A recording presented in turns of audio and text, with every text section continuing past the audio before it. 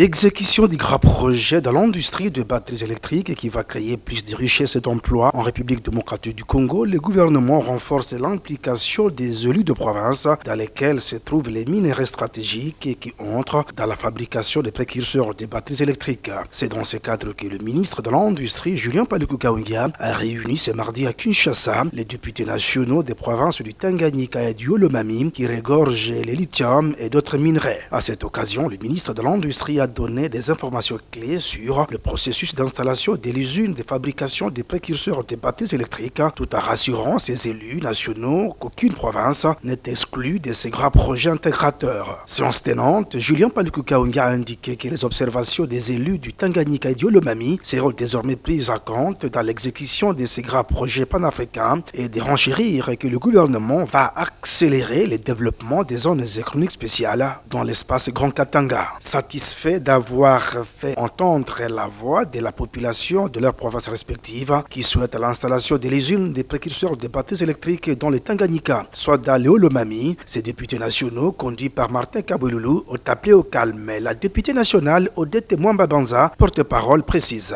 Pour nous, le Nord, nous pensons que pour pouvoir désenclaver, pour pouvoir équilibrer nos coins sur le plan économique, cette usine doit être installée dans une des provinces du Nord. Pour le lithium, nous pensons que c'est au Nord, soit le Tanganyika ou le Olomami, que doit être construite cette usine de fabrication de batteries électriques. Il va nous convier à une réunion incessamment pour pouvoir harmoniser nos points de vue.